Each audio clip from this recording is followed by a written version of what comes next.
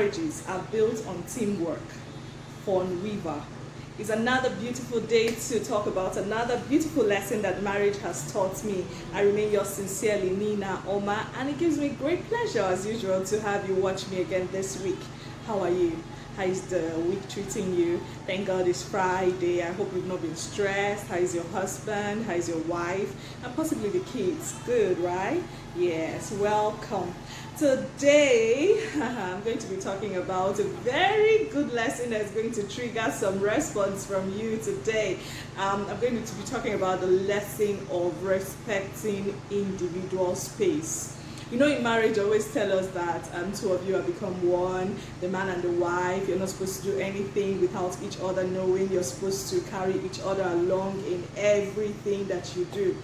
While that is correct, it is also very right that we respect individual space. By individual space, I mean his phone, her phone, having that knowledge, having the consciousness that, okay, your husband has a life and then your wife has a life aside from you both, okay? So it's very important to respect individual space. It's very important to, not to choke each other. It's very important to realize the fact that he is an individual, first of all. She's an individual, first of all. She's a person and has a right to her own space.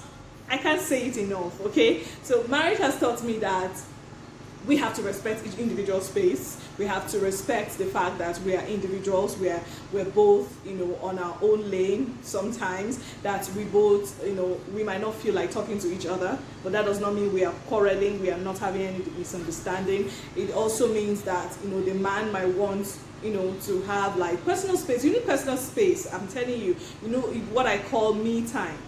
As a wife, as a husband, you need it. Everybody needs it. Sometimes you want to even, think about some things. You need to, reevaluate or evaluate certain things. It could be work, it could be family, it could be finances, it could be your, approach to matters. It could just be your habit or maybe a character you're trying to work on. And you don't need somebody else to come into that space. I mean, they can't come into your head at that time, and you need to think about your life, the way forward, how to make your life better and all that. So you need that individual space. So marriage has taught me that it's not all about me in the marriage, okay? So I mustn't be following my husband everywhere he goes to, to make sure or to give myself the impression that we are married. No, he doesn't also need to follow me to everywhere I'm going to give the impression that I am married. No, each of us, we have individual space. There are times I feel like hanging out on my own,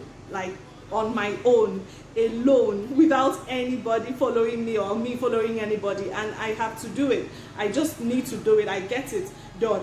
And also respect the fact that, there are times that he might want to just sit by himself and do some evaluation, do some thinking, do work, or maybe hang out with the guys or anything.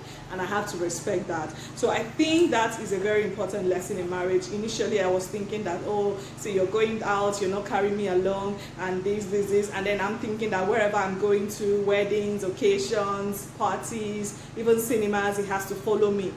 And I realized that was a lot of headache for me, okay? So sometimes I have to do my things my way, and he has to do his own things his way.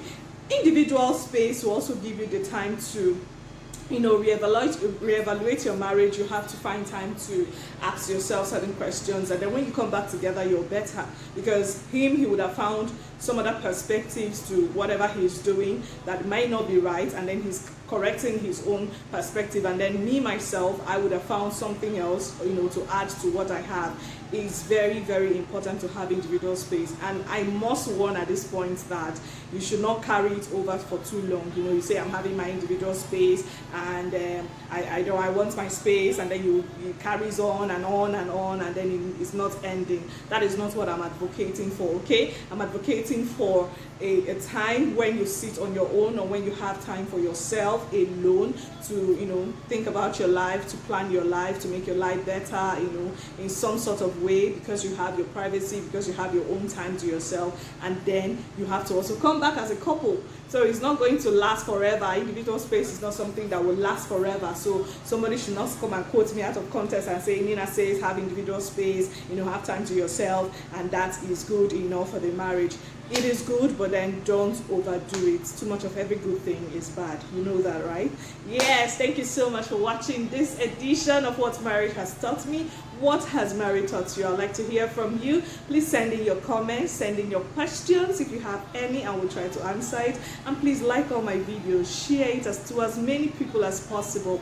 And again, subscribe to my YouTube channel at Nina Oma 1. Tell a friend, to tell a friend, to tell another friend, to tell people to subscribe to my YouTube channel at Nina Oma 1. The link is just beneath wherever you're watching me from. Thank you so much again and again, guys, for joining me this week. Respect individual spaces, work on your marriage, be good, and God bless you.